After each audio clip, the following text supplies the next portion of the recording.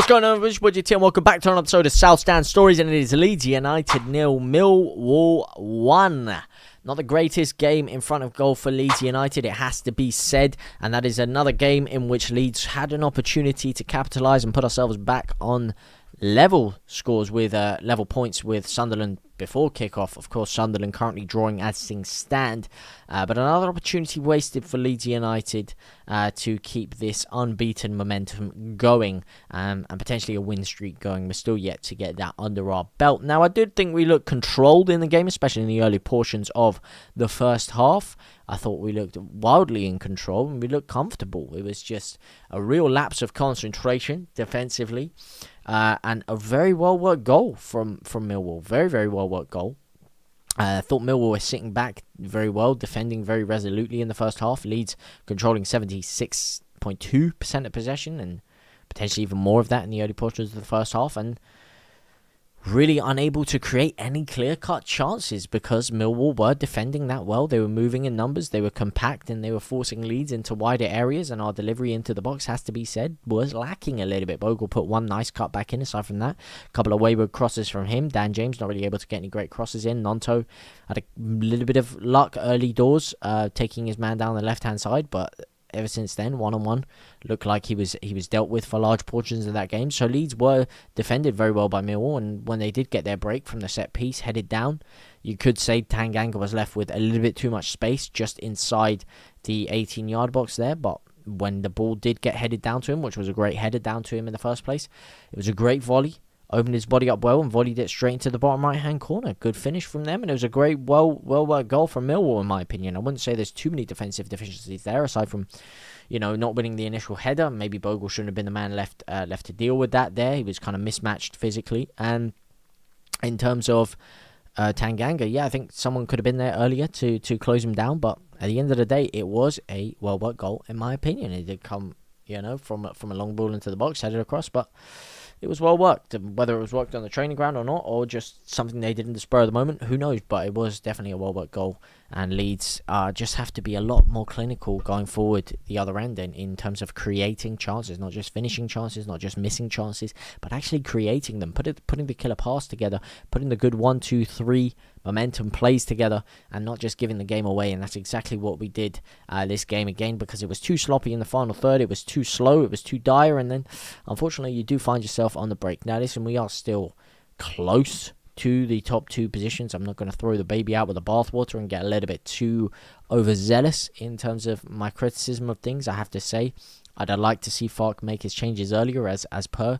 Still waited until the 70th minute to bring Solomon on. I thought Solomon injected a little bit of creativity and pace in the game. I'd like to see him come on for Nonto earlier. It was a little bit interesting to see Rothwell come off for him instead. I'm not too mad at it. I guess it's a roll of the dice and something new from Daniel Falk. But hey, listen, it didn't really work out in the end for Leeds, but I do think Solomon was having a lot of joy on that left-hand side, and I'd like to see him potentially get a kick on earlier.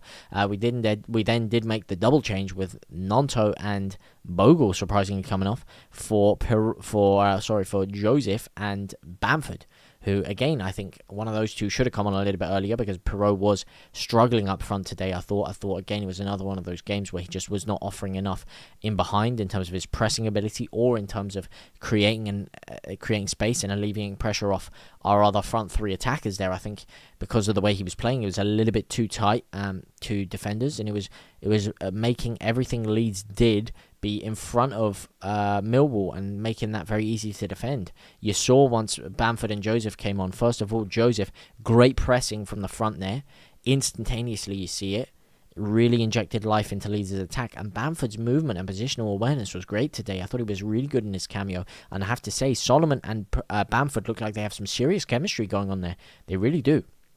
They were linking up very, very well in portions of that last 10 or so minutes of the game there, and I'd like to see them get a start together. I really think they had some good synergy, and if you're talking about who got more involved when they came on, Joseph or Bamford, it was Bamford, and you saw it. It was a good ball into the box. Bamford gets his body between himself and the defender. Nice side foot pass down, and unfortunately the volley from Perot left a little bit to be desired there in terms of the final third output of things, or in terms of actually getting a shot off that troubled the keeper. But Listen, I thought Bamford is definitely well versed for a potential start, in my opinion. And look, he's looking 5 years younger. He's looking sharp. He's looking fit. He's looking ready. Maybe you call me delusional. Maybe you're not seeing. Maybe you're seeing something different to me. That's fair enough. That's fine. I'm not gonna argue with that one. But in my opinion, I think he should be well versed for a start in the next game. I really do. I think the door's opening for him. Joseph didn't do too much when he came on, and Perot really, left a lot to be desired in terms of his overall attacking contribution in the game. Of course, finishing, we all know he's a clinical player in there, and when he did get his one chance, which was dubious offside call in my opinion, they were calling it the offside for Dan James's flick on to Perot, so they were saying Perot was offside when Dan James flicked it on. I haven't necessarily seen a good enough angle for it. The angles they showed me when I was watching on Sky weren't brilliant. They didn't give me a good side-on angle, so I can't 100% definitively say as to whether that was offside or not. It seemed dubious to me. I would have potentially called it as onside, but as I said, I need to see a better angle before I do cry wolf that was a terrible decision. But yeah, it was a good finish by Perot when he did get it. It was a good flick on by Dan James actually when he did get it as well. And it was a great ball by Bogle. So Bogle does have good attacking output in the final third. He does have good quality crosses in his locker.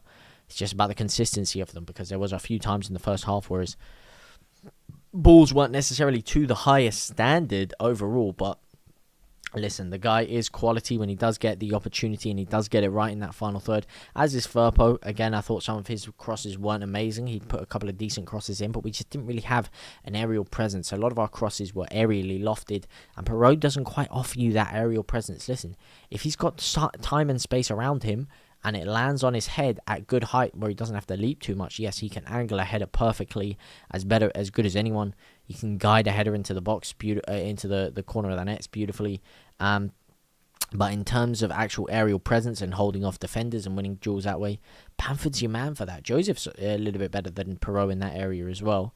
But Bamford especially, and you saw it again. That's what I'm saying. That opportunity where he could get one cross into the box, it was aerially lifted. Bamford just, his intelligence to get himself in between him and the defender and control the ball down and pat it back to Perot there.